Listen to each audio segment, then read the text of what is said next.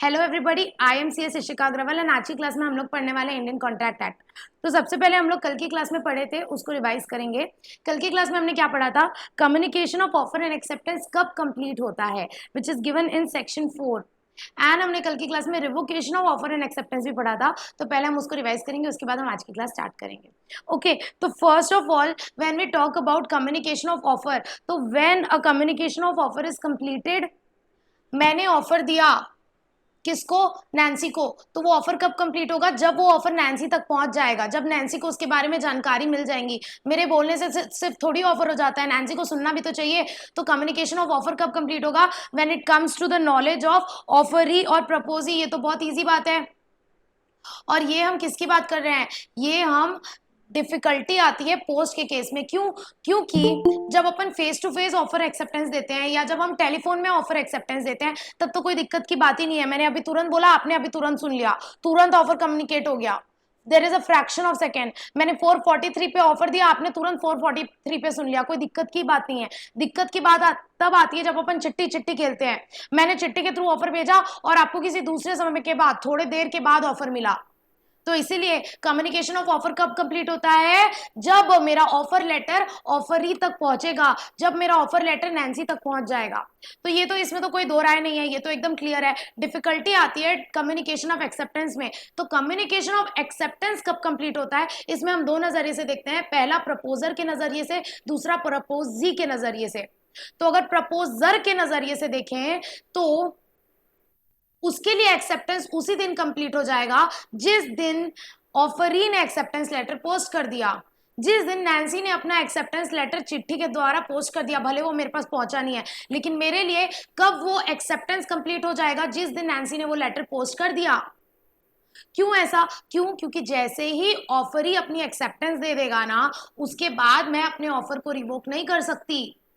मैं अपने ऑफर को सिर्फ वापस तब तक ले सकती हूं जब तक ऑफरी अपनी एक्सेप्टेंस दे नहीं देता। क्यों? क्योंकि जैसे ही वो एक्सेप्टेंस दे देगा, मैंने ऑफर दिया, जैसे ही ऑफरी एक्सेप्टेंस दे देगा, वो बन जाएगा दोनों के बीच में एक बाइंडिंग प्रॉमिस और दोनों के बीच में कॉन्ट्रैक्ट। अब मैं उसको रिवोक नहीं कर सकती। तो मैं ऑफर को रिवोक कब तक कर सकता है? जब तक ऑफरी अपनी एक्सेप्टेंस ना दे, उससे पहले पहले। इसीलिए जैसे ही ऑफरी ने एक्सेप्टेंस दे दी, जैसे ही ऑफरी ने वो ऑफर लेटर चिट्ठी पोस्ट कर दी, वैसे ही मेरे लिए एक्सेप्टेंस कंप्लीट हो जाएगा, मेरे लिए एक्सेप्टेंस कम्युनिकेट हो जाएगा। क्यों? क्योंकि मैं अब उस ऑफर को रिवोक नहीं कर सकती। तो अगर प्रपोजर के लिए बात करें तो प्रपोजर के लिए एक्सेप्टेंस कब कंप्लीट होगा? When it is put into course of transmission. इसका मतलब when the acceptance letter is posted. दूसरा पॉइंट है कि एक्सेप्टर के लिए कम्युनिकेशन कब कंप्लीट होगा? एक्सेप्टेंस का, जाहिर सी बात है, अब नैन्सी अपना चिट्ठी पोस्ट करेगी एक्सेप्टेंस का, तो जब तक वो मेरे को पहुंच नहीं जाता, उसके लिए वो कंप्लीट नहीं होगा। क्यों? क्योंकि उसके लिए वो एक्सेप्टेंस तभी कंप्लीट होगा जब मेरे नॉलेज में आएगी। किसके? प्रपोजर के नॉलेज में। क्योंकि मैंने आपको दीदी और मोदी वाला एग्जांपल दिया था कि मोदी ने ऑफर दिया था, क्या तुम मेरे से शादी करोगी? दीदी ने चिट्ठी भेजी, प्रेम पत्र भेजा, हाँ बोल के कि हाँ मैं तुमसे शादी करूंगी, लेकिन वो चिट्ठी अभी तक मोदी जी तक पहुंची नहीं है। तो दीदी अपना एक्सेप्टेंस कब तक रिवोक कर सकती है? दीदी अपना एक्सेप्टेंस तब तक रिवोक कर सकती है जब तक वो मोदी तक पहुंच नहीं जाता, यानी कि जब तक वो एक्सेप्टेंस प्रपोजर तक पहुंच नहीं जाता। तो एक एक्सेप्टेंस को कब तक रिवोक कर सकते हैं? जब तक वो प्रपोजर के नॉलेज में नहीं आता। तो विच मीन्स एक्सेप्टर के लिए यानी प्रपोजी के लिए एक्सेप्टेंस कब कंप्लीट होगा? When it comes to the knowledge of proposer, यानी when acceptance letter reaches proposer. I hope everybody is crystal clear. इसको हमने कल की क्लास में बहुत डिटेल में पढ़ा था, अभी हम रिवाइज कर रहे हैं। ठीक है, जैसे कि मैंने एक एग्जांपल दिया था आपको कि ये एक ऑफरर है, इसने 1 सितंबर को चिट्ठी देकर के ऑफर दिया ये लाल वाले बंदे को, जो कि इसको 5 सितंबर को पहुंची। तो ऑफर कब कंप्लीट हुआ? ऑफर कंप्लीट हुआ जिस दिन इसको चिट्ठी पहुंची, यानी कि 5 तारीख को, जिस दिन इसको नॉलेज मिली। अब इस लाल वाले बंदे ने अपना एक्सेप्टेंस 7 तारीख को पोस्ट किया और वो इसको पहुंचा 10 तारीख को। तो अगर ए की बात करें तो ए के लिए एक्सेप्टेंस कब होगा? ए के लिए एक्सेप्टेंस कंप्लीट हो जाएगा जिस दिन इसने पोस्ट किया, यानी कि 7 तारीख को। और बी के लिए एक्सेप्टेंस कब कंप्लीट होगा? जिस दिन ये एक्सेप्टेंस लेटर ए को मिल जाएगा, यानी कि 10 तारीख को। आई hope everybody is crystal clear. और इसमें मैंने आप लोग को एक छोटा सा पॉइंट और बताया था। क्या बताया था? कि अगर एक्सेप्टेंस लेटर कहीं रास्ते में घूम घूम जाता है तो हमारी गलती नहीं है भैया, तो भी एक वैलिड कॉन्ट्रैक्ट दोनों प्रपोजर और प्रपोजी के बीच में फॉर्म हो जाएगा। उसके बाद हमने पढ़ा था revocation of offer and acceptance, जिसमें मैंने बताया था एक ऑफर कब तक रिवोक हो सकता है और एक एक्सेप्टेंस कब तक रिवोक हो सकता है। तो मैंने बताया था ऑफर कब तक रिवोक हो सकता है भाइयों बहनों, जब तक वो लेटर पोस्ट नहीं कर देता, जब तक वो एक्सेप्टेंस दे नहीं देता, उससे पहले पहले तक हम ऑफर को रिवोक कर सकते हैं, उसके बाद रिवोक नहीं कर सकते। तो offer can be revoked before the letter of acceptance is posted. जब तक दीदी हाँ वाली चिट्ठी नहीं भेजती तब तक ही मोदी जी अपना ऑफर रिवोक कर सकते हैं। जैसे ही एक बार दीदी ने हाँ बोल दिया, अब मोदी जी अपना ऑफर रिवोक नहीं कर सकते। और जब चिट्ठी पोस्ट होती है मतलब communication of acceptance is complete against proposer. So एक प्रपोजल कब तक रिवोक हो सकता है? A proposal can be revoked any time before communication of acceptance is complete against proposer, यानी कि before the letter of acceptance is posted. उसके बाद अगर हम बात करें एक्सेप्टेंस कब तक रिवोक हो सकता है, आप लोग को पता है जब तक दीदी का हाँ मोदी तक पहुंच नहीं जाता, जब तक मोदी के नॉलेज में नहीं आ जाता, उससे पहले पहले वो अपना हाँ यानी अपने एक्सेप्टेंस को रिवोक कर सकती है। यानी कि एक्सेप्टेंस कब तक रिवोक हो सकता है? Acceptance can be revoked any time before the communication of acceptance is complete against acceptor. यानी कि अगर मैं इसको अपनी लैंग्वेज में लिखूं, that is before letter of acceptance reaches proposal। I hope everybody is crystal clear. उसके बाद हम लोग ने क्या पढ़ा था? हम लोग ने केसेस देखे थे, अलग अलग केसेस देखे थे, जिसमें ये वाला जो हमारा केस था, 1 तारीख को इसने ऑफर दिया, इसको 5 तारीख को पहुंचा। अब इसने अपनी एक्सेप्टेंस 7 तारीख को दी और इसको पहुंची 10 तारीख तक। लेकिन इसी बीच क्या हुआ, मिस्टर ए ने अपने ऑफर को रिवोक करने की चिट्ठी दे दी 2 तारीख को और वो चिट्ठी इनको पहुंच गई 6 तारीख को। तो क्या यहाँ वैलिड ऑफर हुआ? The answer is no. क्यों?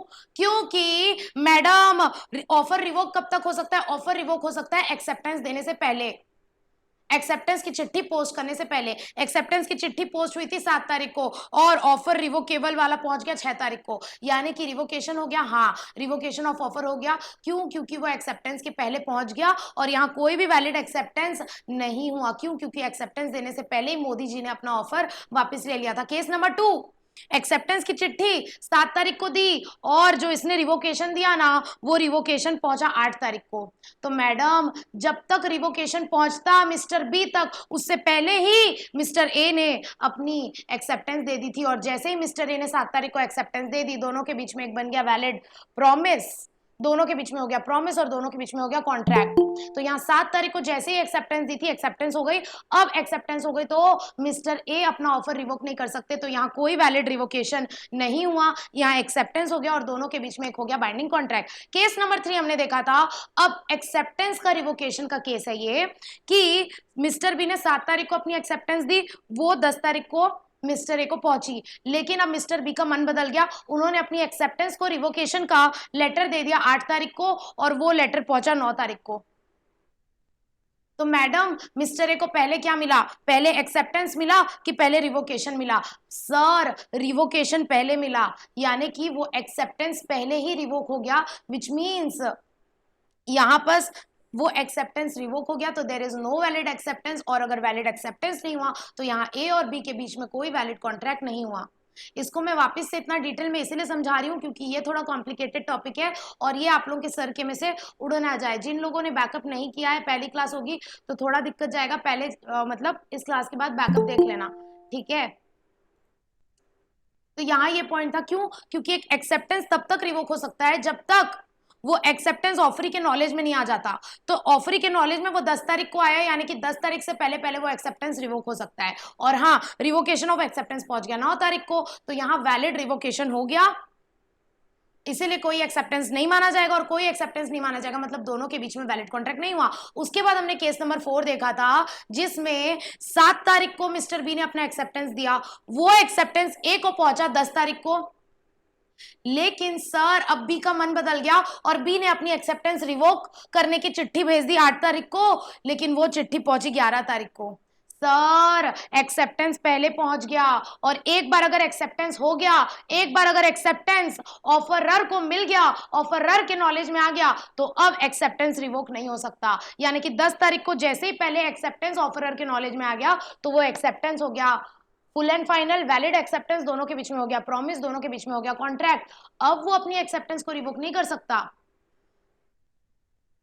ठीक है, तो यहां कोई रिवोकेशन नहीं हुआ, यहां वैलिड एक्सेप्टेंस हो गया। क्यों? क्योंकि एक्सेप्टेंस लेटर पहले पहुंचा ऑफरर को रिवोकेशन से, इसलिए यहाँ एक वैलिड कॉन्ट्रैक्ट हो गया। आई होप ये चारों केसेस आप लोगों को अच्छी तरीके से, क्रिस्टल क्लियर तरीके से समझ में आ गए हैं।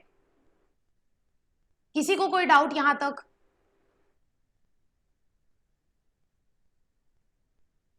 No ma'am. No doubt. तो कल मैं क्वेश्चन पूछूंगी तो सब सही आंसर देंगे इसका? Yes ma'am.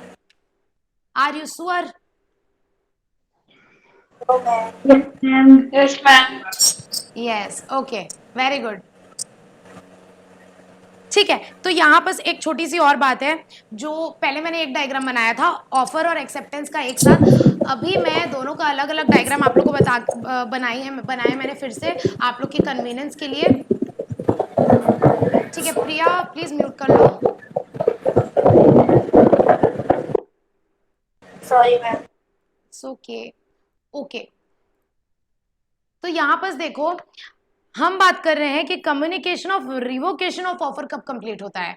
Communication of revocation of offer, यानी ऑफर जब अपना ऑफर रिवोक करता है, मोदी जी जब अपना शादी का ऑफर वापस लेते हैं, तो वो कब कंप्लीट होगा? ये बहुत इजी है। मोदी के लिए कब कंप्लीट होगा? जैसे ही वो अपनी चिट्ठी भेज देंगे, चिट्ठी भेज देंगे दीदी को कि अब मुझे तुमसे प्यार नहीं है, अब मैं तुमसे शादी नहीं करूंगा, तो जैसे ही वो चिट्ठी पोस्ट हो जाएगी, मोदी जी के लिए वो रिवोकेशन कंप्लीट हो जाएगा। लेकिन दीदी के लिए, यानी कि प्रपोजी के लिए, वो कब कंप्लीट होगा? प्रपोजी के लिए जब उसके नॉलेज में आएगा। यहाँ हम रिवोकेशन की बात कर रहे हैं ना, यहाँ हम रिवोकेशन की बात कर रहे हैं कि रिवोकेशन कब कंप्लीट होगा। तो रिवोकेशन ऑफरर के लिए कब कंप्लीट होगा? जब उसने चिट्ठी पोस्ट कर दी। और ऑफरी के लिए कब कंप्लीट होगा? जब उसको चिट्ठी मिल जाएगी, when it comes to the knowledge of offeree.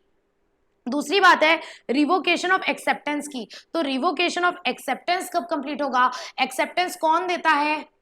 प्रपोजी, यानी कि दीदी अपना हाँ बोलेगी। अब अगर दीदी को अपना हाँ वापस लेना है, तो उन्होंने मान के चलो दूसरी चिट्ठी भेज दी मोदी जी को और बोला कि नहीं नहीं मुझे अब तुमसे शादी नहीं करनी है, तो दीदी ने अपना एक्सेप्टेंस रिवोक कर लिया। तो दीदी के लिए वो कब कंप्लीट होगा? जब वो अपना रिवोकेशन की चिट्ठी पोस्ट करेंगी तब। मोदी के लिए कब कंप्लीट होगा वो? जब वो चिट्ठी मोदी तक पहुंचेगी, एज सिंपल एज दैट। तो यहाँ रिवोकेशन ऑफ एक्सेप्टेंस कब कंप्लीट होगा? तो अगर एक्सेप्टर की बात करें, तो जिस दिन एक्सेप्टर ने वो रिवोकेशन ऑफ एक्सेप्टेंस पोस्ट कर दिया उस दिन। और प्रपोजर के लिए कब हो जाएगा? जब वो रिवोकेशन ऑफ एक्सेप्टेंस प्रपोजर की नॉलेज में आएगा। समझ में आया?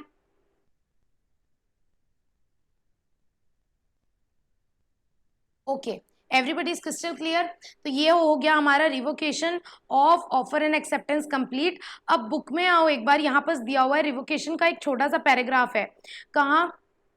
पेज नंबर 41 में रिवोकेशन का एक छोटा सा पैराग्राफ है, जहां पर लिखा हुआ है कि ऑफर कब तक रिवोक हो सकता है। तो यहाँ पर वही बात लिखी हुई है कि offer may be revoked by the offeree at any time before acceptance.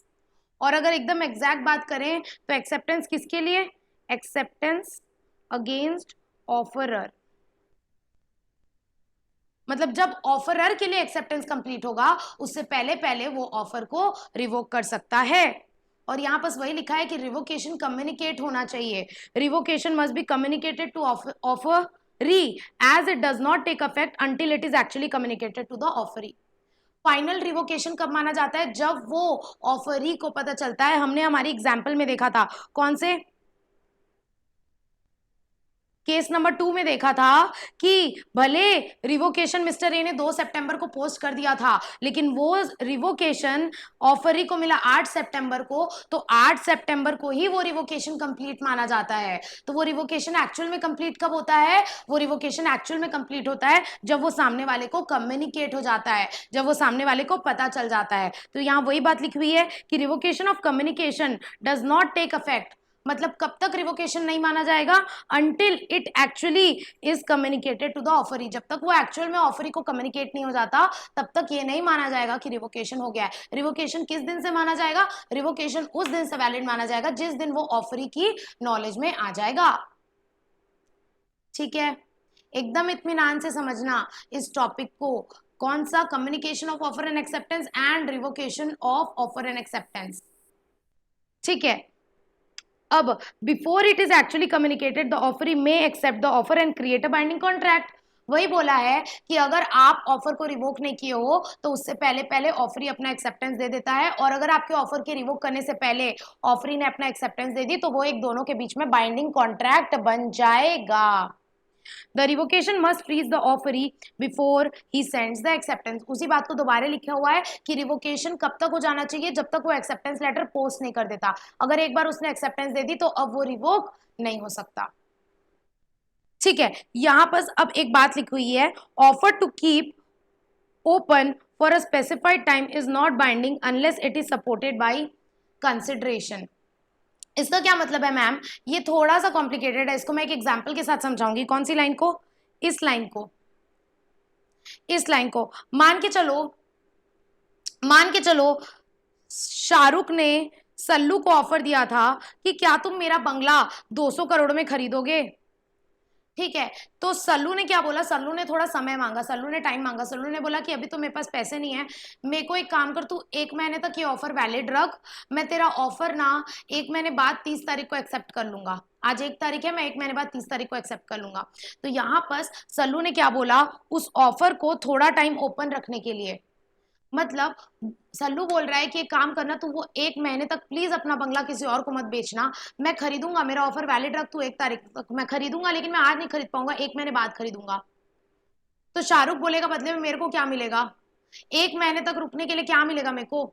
तो सल्लू ने बोला चल ठीक है, मैं तेरे को 1 महीने तक ऑफर एक्सटेंड करने का 1 करोड़ नहीं सॉरी 10,000 रुपए एक्स्ट्रा दे दूंगा। 10,000 रुपए एक्स्ट्रा दे दूंगा अगर तू 1 महीने तक वो टाइम एक्सटेंड करता है मेरे लिए। तो अब यहाँ क्या है, यहाँ पर 2 ऑफर हो रहा है एक प्रकार से। शाहरुख भाई ने 200 करोड़ में बंगला बेचने का तो ऑफर किया है, यहाँ एक और चीज हो रही है, शाहरुख भाई प्रॉमिस कर रहे हैं। शाहरुख भाई क्या प्रॉमिस कर रहे हैं कि मैं ये ऑफर 1 महीने तक वैलिड रखूंगा, इतने टाइम पीरियड तक के लिए तुम्हारे लिए वैलिड रखूंगा, बदले में सल्लू भाई 10,000 रुपए एक्स्ट्रा देंगे 1 महीने तक ऑफर ओपन रखने के लिए। तो यहाँ एक प्रकार से प्रॉमिस है। क्या शाहरुख भाई ने प्रॉमिस दिया कि मैं 1 महीने तक ये बंगला किसी भी और को नहीं बेचूंगा, तेरे लिए सेफ इसको रखूंगा। तो शाहरुख भाई ने प्रॉमिस दिया, बदले में क्या कंसिडरेशन मिल रहा है, हाँ 10,000 रुपए एक्स्ट्रा मिल रहे हैं। तो प्रॉमिस के बदले कंसिडरेशन, क्या बाइंडिंग कॉन्ट्रैक्ट है? जी हाँ, दोनों के बीच में बाइंडिंग कॉन्ट्रैक्ट हो गया। लेकिन एक बात बताओ मेरे को, अब दोनों के बीच में इसको बाइंडिंग कॉन्ट्रैक्ट मानेंगे, अब अगर 1 महीने के अंदर अंदर, मान के चलो 15 दिन के अंदर अमिताभ बच्चन आया और अमिताभ बच्चन ने बोला शाहरुख को कि मैं ना तेरा बंगला खरीदना चाहता हूँ, मैं तेरे को 500 करोड़ दूंगा तेरे बंगले का, और शाहरुख भाई ने ना बंगला बेच दिया, क्या यहाँ ब्रीच ऑफ कॉन्ट्रैक्ट माना जाएगा? क्या यहाँ माना जाएगा कि शाहरुख ने सल्लू भाई को दिया हुआ प्रॉमिस तोड़ दिया? एनीबडी? हाँ तन्मय, वेरी गुड, हाँ यस विपिन, यस माना जाएगा। क्यों? क्योंकि यहाँ प्रॉमिस भी था और कंसिडरेशन भी था, तो दोनों के बीच में कॉन्ट्रैक्ट हुआ। अब शाहरुख उस प्रॉमिस को नहीं तोड़ सकता, अब वो किसी और को बंगला नहीं बेच सकता। 1 महीने का टाइम दिया है तो 1 महीने उसको रुकना पड़ेगा, क्योंकि बदले में उसको 10,000 रुपए मिल रहे हैं। 1 महीने तक वो किसी और को नहीं बेच सकता। लेकिन 1 मिनट मैडम, अब मान के चलो शाहरुख ने प्रॉमिस किया कि चल ठीक है, मैं 1 महीने तेरे लिए रुकता हूँ, 1 महीने तक मैं अपना बंगला किसी और को नहीं बेचूंगा, लेकिन बदले में ना कुछ भी नहीं दे रहा था सल्लू, बदले में कुछ नहीं मिल रहा था। शाहरुख ने टाइम लिमिट दी उसको कि मैं तुम्हारे लिए ऑफर इतने टाइम तक के लिए ओपन रखूंगा, लेकिन उस प्रॉमिस के बदले ना सल्लू भाई उसको कुछ दे नहीं रहा, उस प्रॉमिस के बदले उसको कुछ मिल नहीं रहा है। तो क्या यहाँ दोनों के बीच में एक वैलिड कॉन्ट्रैक्ट हुआ? The answer is No. No. क्यों? क्योंकि आपको पता है सर, आपको पता है कि वैलिड कॉन्ट्रैक्ट होने के लिए कंसिडरेशन होना जरूरी है, दोनों पार्टी को कुछ ना कुछ मिलना चाहिए। और शाहरुख भाई जो प्रॉमिस कर रहा है कि चल ठीक है 1 महीने तक किसी और को नहीं बेचूंगा, उसके बदले उसको कुछ नहीं मिल रहा है, तो यहाँ दोनों के बीच में कोई वैलिड कॉन्ट्रैक्ट नहीं हुआ। और अब अगर 15 दिन में शाहरुख अपना बंगला किसी और को बेच देता है ना, तो यहाँ उसने कोई डिफॉल्ट नहीं किया और सल्लू उसको कुछ नहीं बोल सकता। क्यों? क्योंकि this was not a valid contract. I hope everybody is crystal clear. तो यहां वही बात बोल रहा है कि अगर आपने ऑफर दिया, आपने प्रॉमिस दिया एक प्रकार से to keep open for specified time, Shahrukh ने सल्लू को बोला कि 1 महीने तक हम तुम्हारा ऑफर ओपन रखेंगे, and it is not binding unless it is supported by consideration. मतलब सिंपल सी बात हो गई कि अगर इस प्रॉमिस के साथ कंसिडरेशन भी होगा तो ही वो बाइंडिंग होगा, कंसिडरेशन भी होगा तो ही वो बाइंडिंग होगा। और अगर आपने प्रॉमिस दिया कि एक स्पेसिफाइड टाइम तक आप ऑफर ओपन रखोगे, लेकिन उस केस में तो भैया कंसिडरेशन ही नहीं था, बदले में तो आपको कोई कंसिडरेशन मिल ही नहीं रहा है, तो जब वैलिड कंसिडरेशन नहीं होगा तो वो वैलिड कॉन्ट्रैक्ट कैसे हो सकता है, वो दोनों के बीच में बाइंडिंग कैसे हो सकता है, तो ये बाइंडिंग नहीं होगा। ऐसा लिख लेना एरो देके, इजी टू अंडरस्टैंड के लिए, यहाँ पर ऐसा एरो देके लिख लेना। इसका मतलब क्या है? इसका मतलब ये है कि भले ही आप प्रॉमिस देते हो एक स्पेसिफाइड टाइम तक ऑफर ओपन रखने के लिए, लेकिन वो वैलिड तभी माना जाएगा जब उसके बदले आपको कुछ ना कुछ कंसिडरेशन मिलेगा। आई hope everybody is crystal clear. तो यहाँ कंप्लीट होता है ये जो मैंने पेंडिंग कराया था ये टॉपिक, ये आज हमारा हो गया complete, which is revocation of offer and acceptance. Okay everybody is crystal clear. Next point है हमारा कॉन्ट्रैक्ट ओवर टेलीफोन। ये बहुत ही इजी सा चिंदी सा पैराग्राफ है, एकदम लड्डू पैराग्राफ है, ये होमवर्क है, इसको रीड करके आना। मैम कॉन्ट्रैक्ट ओवर टेलीफोन, हाँ हाँ जी बोलो। मैम वो जो आप अभी एग्जांपल दे रहे थे 1 महीने का वो ओपन रखता है, अगर वो अपना ऑफर अगर वो कैंसिल कर देता है, मतलब वो रिवोक कर देता है जो ऑफर है, तो उसे कंसिडरेशन तो पे करना ही पड़ेगा ना। नहीं, देखो ऐसा नहीं होता है। देखो ऑफर उसने दिया तो वो रिवोक कब कर सकता है? एक्सेप्टेंस से पहले तक। अब मान के चलो सल्लू भाई ने अभी तक एक्सेप्टेंस नहीं दी है, तो ठीक है वो अपना ऑफर वापस ले सकता है, लेकिन सल्लू भाई ने अपनी एक्सेप्टेंस दे दी और 10,000 रुपए देने का वादा कर दिया, तो अब दोनों के बीच में बाइंडिंग कॉन्ट्रैक्ट हो गया, अब वो उसको रिवोक नहीं कर सकता। द आंसर इज रिवोकेशन कर सकते हैं नहीं कर सकते हैं, that is a different matter. यहाँ पर क्वेश्चन है क्या ये वैलिड कॉन्ट्रैक्ट होगा? तो द आंसर इज अगर उस प्रॉमिस के बदले उसको कंसिडरेशन मिलेगा तो वो वैलिड कॉन्ट्रैक्ट होगा, और अगर उस प्रॉमिस के बदले उसको कंसिडरेशन नहीं मिलेगा तो वो वैलिड कॉन्ट्रैक्ट नहीं होगा। Okay ma'am. ठीक है, ओके। तो ये जो कॉन्ट्रैक्ट ओवर टेलीफोन है ना, इसमें यही बात लिखी हुई है कि जब आप फोन में बात करते हो तो कोई दिक्कत की बात ही नहीं है, फ्रैक्शन ऑफ सेकंड का अंतर रहता है। मैंने 5-4 पे आपको ऑफर दिया, एग्जैक्ट 5-4 में आपने सुन लिया, कोई दिक्कत ही नहीं है। तो मैंने तुरंत ऑफर दिया, तुरंत आपने सुन लिया, तुरंत कॉन्ट्रैक्ट हो गया। तुरंत आपने एक्सेप्टेंस दिया, तुरंत मैंने सुन लिया, तुरंत कॉन्ट्रैक्ट हो गया। तो कॉन्ट्रैक्ट ओवर टेलीफोन इतना ईजी होता है, it is just like face to face contract. ठीक है, तो इसमें कोई दिक्कत की बात नहीं आती है, इसको एक बार रीड लेकर के आना, दिस इज होमवर्क। आज की क्लास में हम लोग इंटेंशन टू क्रिएट बाद में करेंगे, पहले हम लोग करेंगे कंसिडरेशन। पहले हम लोग पढ़ेंगे कंसिडरेशन, उसके बाद हम लोग पढ़ेंगे intention to create legal relationship. तो सबसे पहले आ जाओ कंसिडरेशन में। कंसिडरेशन में मैम हम डेफिनेशन पढ़ेंगे। डेफिनेशन ऑफ कंसिडरेशन दी हुई है सेक्शन 2 क्लॉज डी में, और वो डेफिनेशन क्या है ma'am? When eight the desire of the promisor the promisee or any other person has done or abstained from doing, does or abstains from doing, promise to do or to abstain from doing something, such act or abstinence is consideration for promise। कुछ नहीं समझ में आया? कोई दिक्कत की बात नहीं है, हम इसको तोड़ तोड़ करके एक एक पॉइंट करके डिटेल में समझेंगे, और उसके बाद आपको ये डेफिनेशन एकदम क्रिस्टल क्लियर हो जाएगी। तो उसके लिए हम लोग पढ़ेंगे रूल्स रिगार्डिंग वैलिड कंसिडरेशन। एक सही कंसिडरेशन होने के लिए, एक वैलिड कंसिडरेशन होने के लिए क्या क्या चीजें मौजूद होनी चाहिए। आई एम विजिबल ना?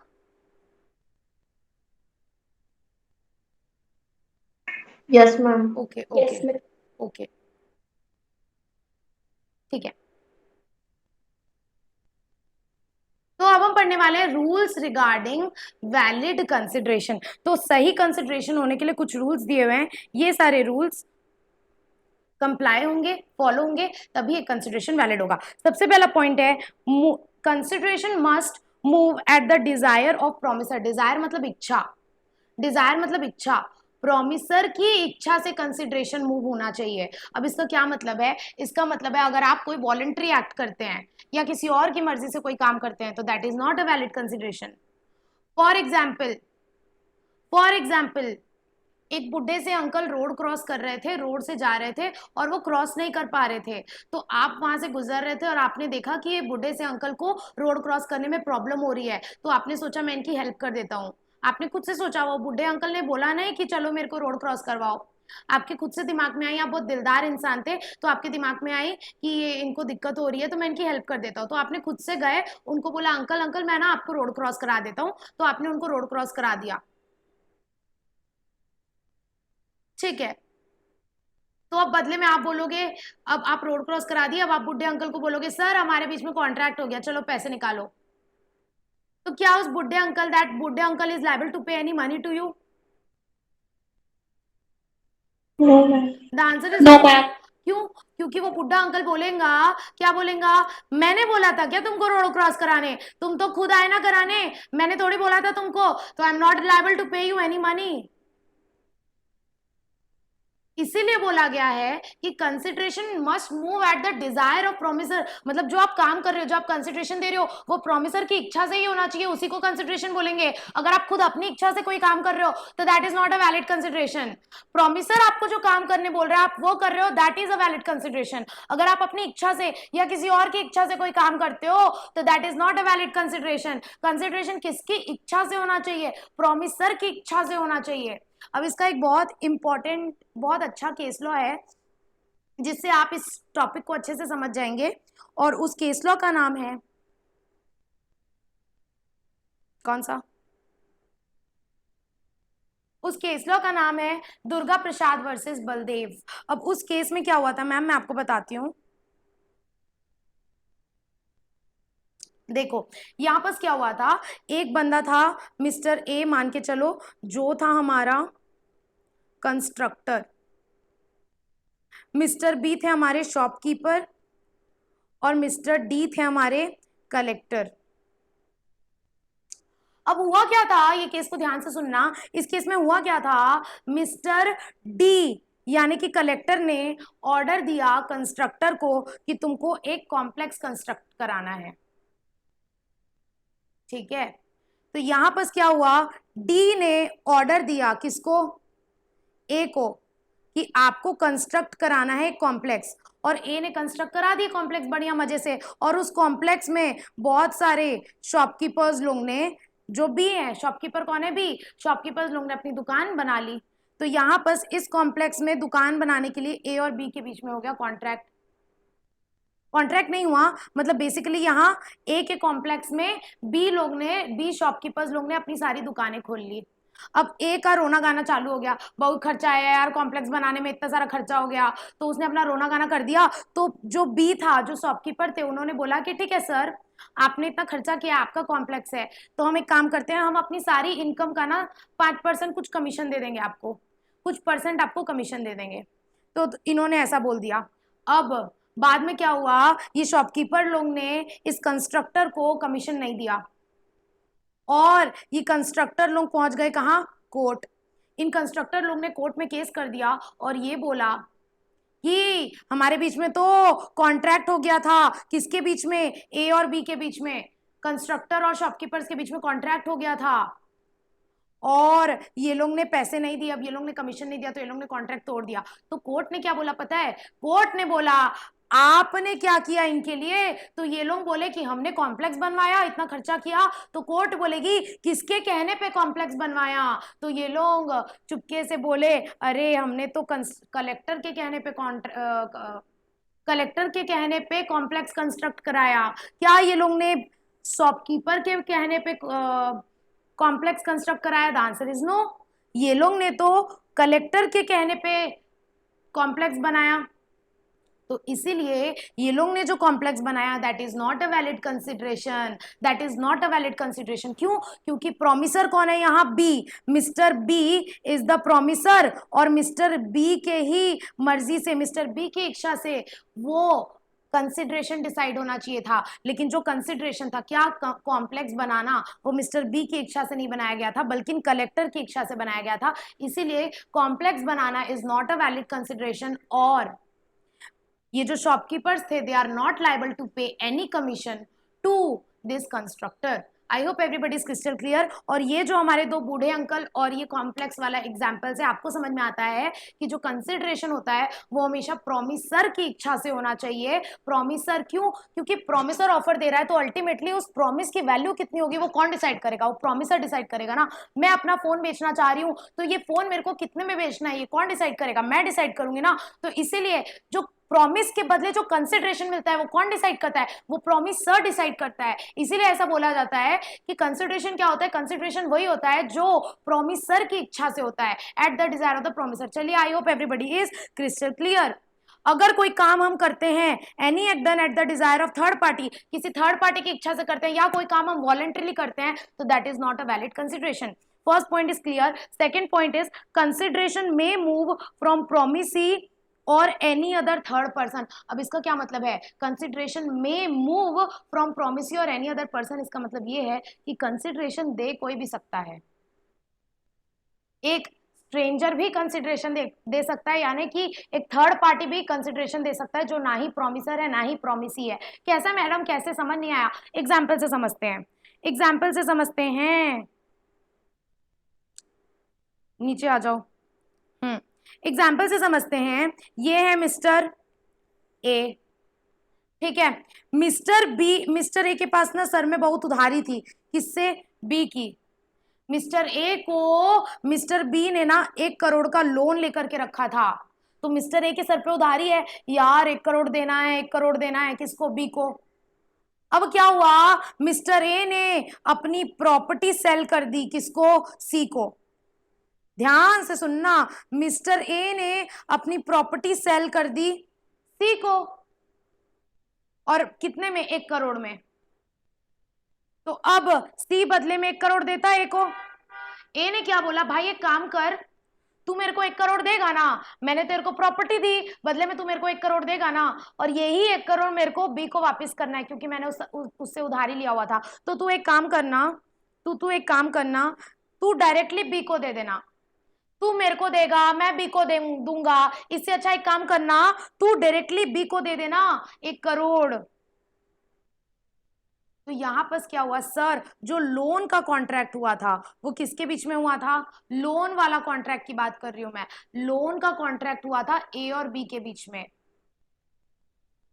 और ए ने लोन लिया था, तो लोन वापस कौन करेगा? कायदे से ए। लेकिन यहां पर वापस कौन कर रहा है? सी, जो कि क्या पार्टी टू कॉन्ट्रैक्ट है? नहीं, वो तो थर्ड पार्टी है। तो क्या थर्ड पार्टी दे सकता है कंसिडरेशन? जी हाँ, दे सकता है।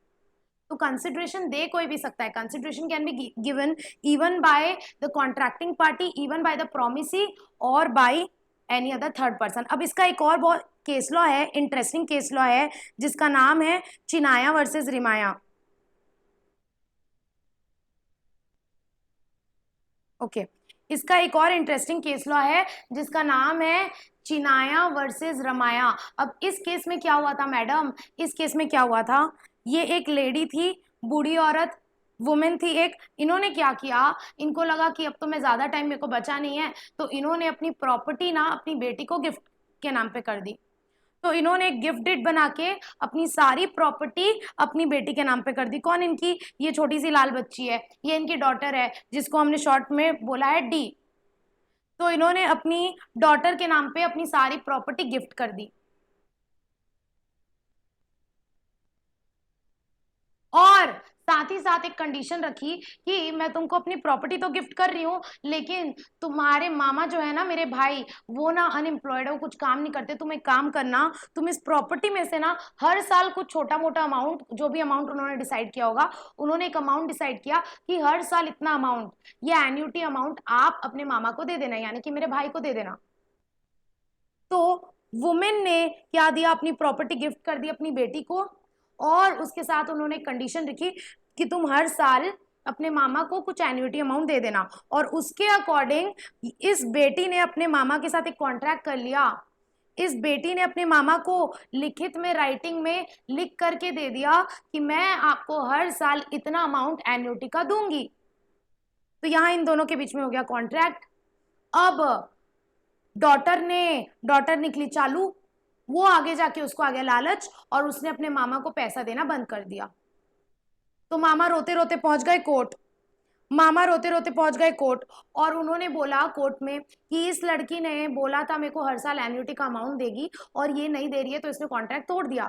तो ये जो डॉटर थी, इसने अपने डिफेंस में क्या बोला पता है? इसने अपने डिफेंस में ये बोला कि मेरे और मामा के बीच में कोई वैलिड कॉन्ट्रैक्ट हुआ ही नहीं। क्यों? क्योंकि मैं तो उनको एन्युटी दे रही हूँ, बदले में वो मेरे को क्या दे रहे हैं? वो तो मेरे को कुछ नहीं दे रहे हैं, तो कंसिडरेशन तो मेरे को उनसे कुछ मिल नहीं रहा है।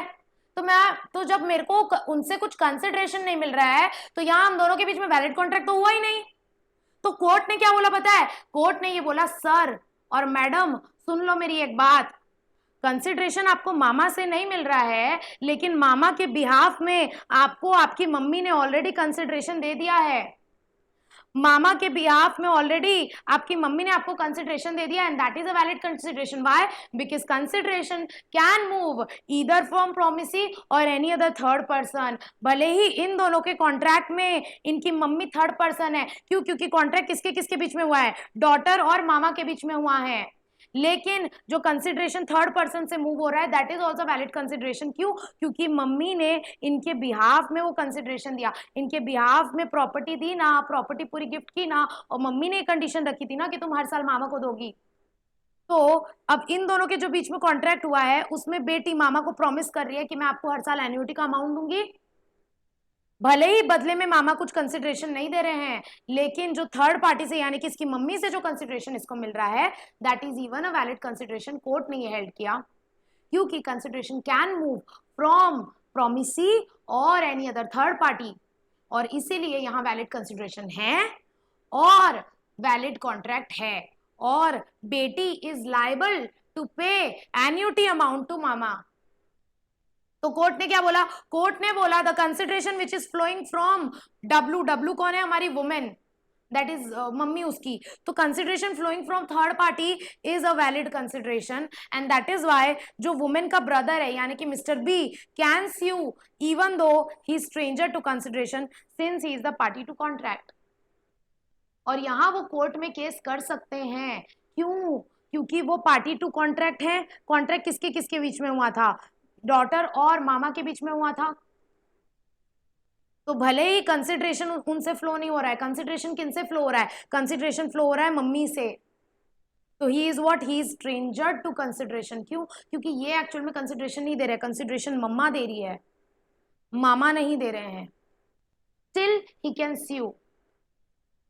समझ में आया सबको? Everybody crystal clear? अब इसके बेसिस पे हम कुछ कंक्लूजन ड्रॉ कर सकते हैं। क्या हम ये कंक्लूजन ड्रॉ कर सकते हैं कि stranger can provide consideration? Stranger मतलब थर्ड पार्टी, थर्ड पार्टी मतलब who is not party to contract, who is not promisor और प्रोमिसी।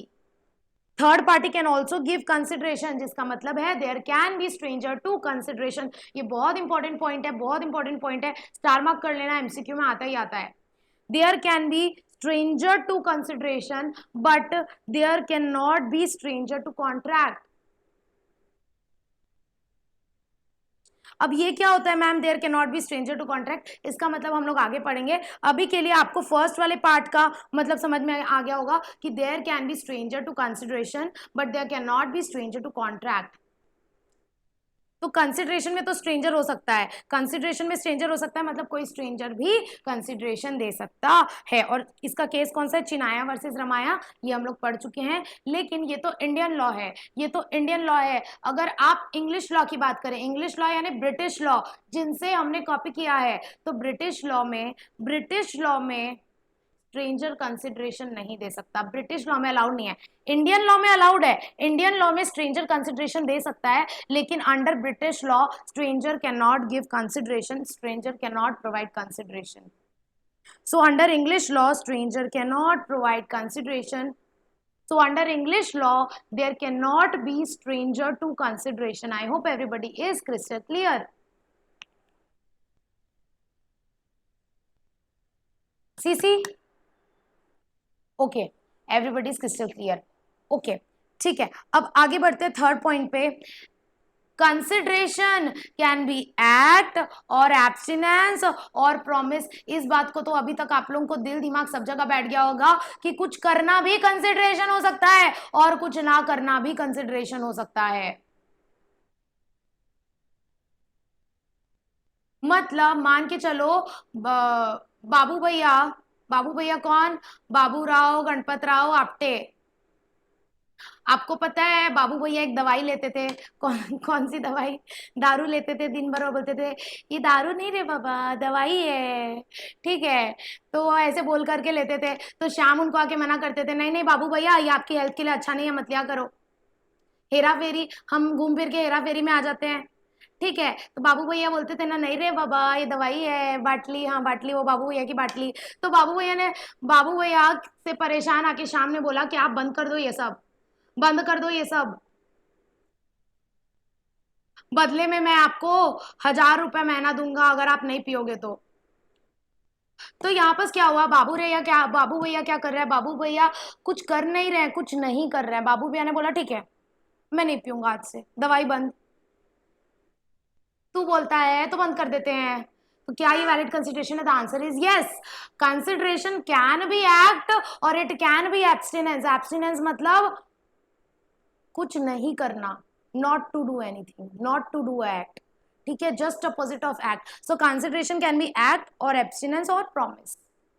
जो ऑफरर प्रॉमिस करता है दैट इज ऑल्सो कंसिडरेशन, ठीक है।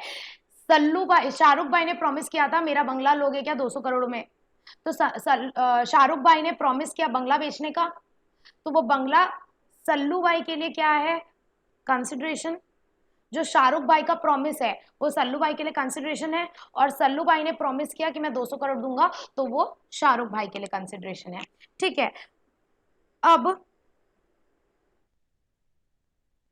एक छोटी सी बात मैं आपको बोलना चाहती हूँ कि consideration can be even past, present और फ्यूचर। इसका क्या मतलब है madam? Consideration can B past, present और फ्यूचर, ये बहुत इंपॉर्टेंट है। यहाँ पर ध्यान से देखो, पास्ट कंसिडरेशन भी हो सकता है, प्रेजेंट कंसिडरेशन भी हो सकता है और फ्यूचर कंसिडरेशन भी हो सकता है। इसका मतलब पास्ट कंसिडरेशन, जैसे मान के चलो हमने, एक एग्जाम्पल मैं आपको देती हूँ कि मान के चलो मेरा पर्स घूम गया, मैं रास्ते से जा रही थी, भेलपूरी खा रही थी और मेरा पर्स घूम गया और तन्मय को वो पर्स मिल गया। तो तन्मय ने मुझे लाके पर्स दे दिया कि मैम आपका पर्स घूम गया था ना, ये मैंने ढूंढ लिया, ये लो आपका पर्स। तो मैं एकदम खुश हो गई और मैंने तन्मय को इनाम दे दिया, ये लो 1000 रुपए मेरी तरफ से। मैंने तन्मय को प्रॉमिस कर दिया कि तुम मेरा पर्स ढूंढ के लाए हो ना, बदले में मैं तुमको 1000 रुपए दूंगी, ठीक है। तो यहां पर क्या हुआ, मैंने जो प्रॉमिस किया, मैंने क्या प्रॉमिस किया, मैंने तन्मय को प्रॉमिस किया कि मैं तुमको 1000 रुपए दूंगी, उसके बदले मुझे क्या मिला, उसके बदले तन्मय ने मुझे मेरा पर्स ला करके दिया, पर्स ढूंढ के ला के दिया। लेकिन एक मिनट मैडम, मैंने प्रॉमिस कब किया, हम लोग के बीच में कॉन्ट्रैक्ट कब हुआ? हम लोग के बीच में कॉन्ट्रैक्ट हुआ जिस समय मैंने बोला कि तन्मय मैं खुश हुई तुमसे, मैं तुमको 1000 रुपए इनाम दूंगी, और उससे पहले ही तन्मय ने मुझे पर्स लाके दे चुका था। मतलब जो मुझे तन्मय से कंसिडरेशन मिला ना, वो पास्ट में ऑलरेडी मिल चुका था। जो मुझे तन्मय से कंसिडरेशन मिला, क्या पर्स, वो मुझे पहले ही मिल चुका था पास्ट में, उसके बाद हम दोनों के बीच में कॉन्ट्रैक्ट हुआ। तो क्या पास्ट कंसिडरेशन वैलिड है? जी हाँ, पास्ट कंसिडरेशन वैलिड है। तो अब अगर तन्मय ने कोई काम किया पास्ट में, उससे मैं खुश होकर के प्रॉमिस देती हूँ कि जाओ मैं तुमको 1000 रुपए इनाम देती हूँ, तो that is a valid contract. क्यों? क्योंकि past consideration is also valid. अब मैं बाद में ये नहीं बोल सकती कि तुमने क्या किया मेरे लिए, मैं क्यों दूं तुमको 1000 रुपए, नहीं दूंगी, नहीं बोल सकती ऐसा मैं। क्यों? क्योंकि उसने मुझे पर्स लाके दिया था और उसके बदले मैंने प्रॉमिस किया, which means past consideration is also valid. और एक बात मैं आपको बता दूं, ये तो इंडियन लॉ, तो अगर इंडियन लॉ की बात करें तो past consideration is valid, but अगर हम ब्रिटिश लॉ की बात करें यानी कि इंग्लिश लॉ की बात करें, तो इंग्लिश लॉ में past consideration is not valid. क्यों? उनकी मर्जी, उन लोग क्या नहीं है वैलिड, उनके घर में, सबके घर में अलग अलग रूल्स होते हैं ना, तो उन लोग का अलग रूल है, उनके घर में नहीं है वैलिड। लेकिन हमारे यहाँ इंडिया में according to Indian contract act past consideration is valid. Next point is present consideration. तुरंत के तुरंत मैंने पिंकी को बोला मेरा फोन 10,000 में खरीद लो, पिंकी ने बोला हाँ। मैंने एक हाथ से उसको 10,000 दिया और मैंने एक हाथ से उसको फोन दिया, दूसरे हाथ से उसने मुझे 10,000 रुपए दिया, हो गया प्रेजेंट कंसिडरेशन। तुरंत दोनों चीज प्रेजेंट में हो रही है, मैं भी उसको प्रेजेंट में तुरंत मैंने फोन दे दिया, उसने मुझे तुरंत जेब से निकाल करके 10,000 रुपए दे दिए, तो दिस इज प्रेजेंट कंसिडरेशन। और प्रेजेंट कंसिडरेशन में consideration move simultaneously with profit promise. मैंने जैसे प्रॉमिस दिया, मैंने क्या दिया, प्रॉमिस फोन देने का, और तुरंत हाथ के हाथ उसने मुझे जेब से पैसा निकाल के दे दिया, तो दिस इज प्रेजेंट कंसिडरेशन। तुरंत के तुरंत उसने मुझे, जैसे ही मैंने प्रॉमिस दिया उसने मुझे कंसिडरेशन दे दिया। Now third, future consideration. What do you mean bye future consideration? मैंने फोन बेचने का कॉन्ट्रैक्ट किया पिंकी के साथ, लेकिन मैंने उसको फोन तो दे दिया, लेकिन उसने बोला कि मैम अभी ना मेरा मेरा स्टाइपेंड नहीं मिला है मेरे को, अभी ना मेरे को मेरा पॉकेट मनी नहीं मिला है, अगले महीने की 1 तारीख को मेरे को पॉकेट मनी मिलेगा, तो मैं जो आपका कंसिडरेशन है ना क्या 10,000 अभी नहीं दे पाऊंगी, अगले महीने की 1 तारीख को दूंगी। यानी कि हम दोनों के बीच में कॉन्ट्रैक्ट हो गया है, मैंने उसको फोन दे दिया, लेकिन उसने मुझे कंसिडरेशन अभी तक दिया नहीं है, उसने बोला है कि मैं फ्यूचर में दूंगी। मैंने बोला ठीक है कोई दिक्कत नहीं है, अगले महीने की 1 तारीख को दे देना, 1 अक्टूबर को दे देना, चलेगा मेरे को। तो हम दोनों के बीच में कॉन्ट्रैक्ट हुआ जिसमें कंसिडरेशन जो मुझे मिलने का है ना ही पास्ट में मिल चुका है ना ही प्रेजेंट में मिल गया, मुझे फ्यूचर में मिलेगा। तो जब मुझे मेरी प्रॉमिस के बदले जो मुझे कंसिडरेशन मिल रहा है वो मुझे फ्यूचर के डेट पे मिलता है, that is your future consideration, as easy as that. समझ में आया?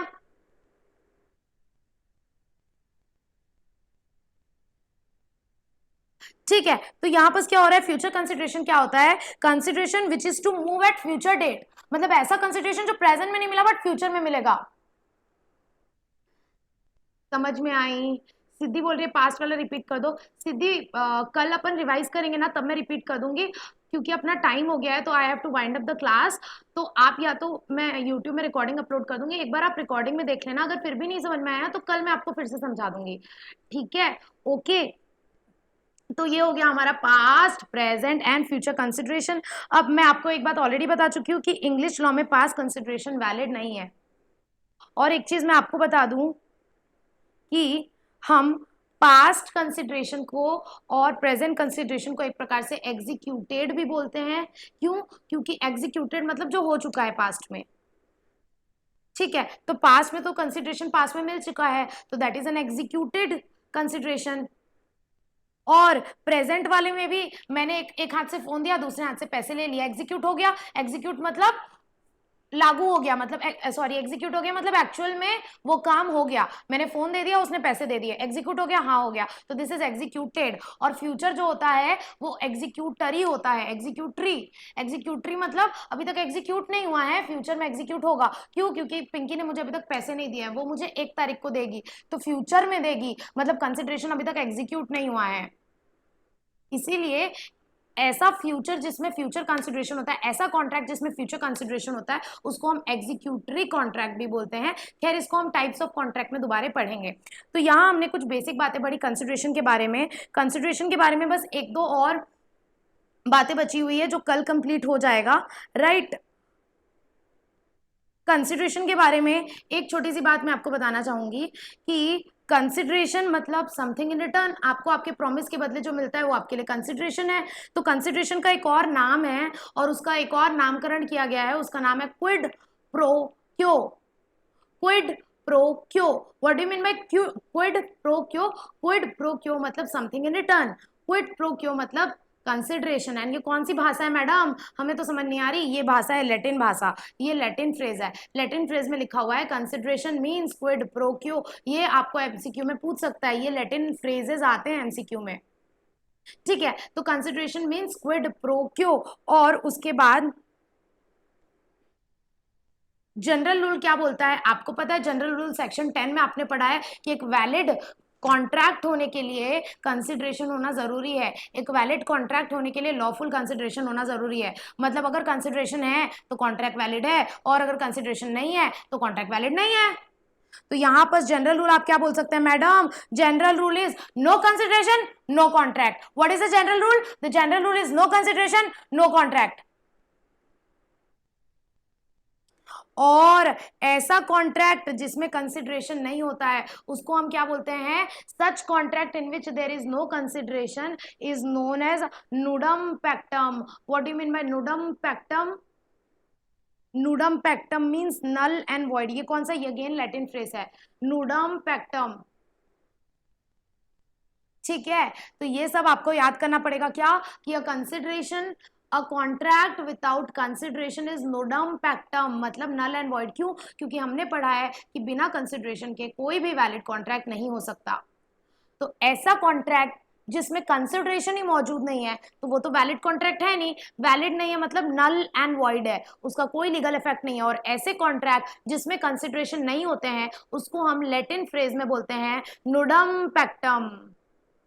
2-3 बार इसको रिवाइज कर लेना क्लास के बाद। ठीक है. What is the Latin phrase for consideration? Quid pro quo, and the general rule is if there is no consideration there cannot be any contract, and a contract without consideration is known as nudum pactum, which means null and void, जिसका कोई legal effect नहीं होता है. ठीक है. I hope everybody is crystal clear. आशीष पूछ रहा है मैम जैसे पर्स खोया तो तन्मय ने आज पर्स दे दिया, कंसिडरेशन पर्स पहले हुआ मींस पास्ट में और उसको रिवॉर्ड बाद में. अच्छा, वो आशीष सिद्धि को समझा रहा है पास्ट कंसिडरेशन. ओके, ठीक है.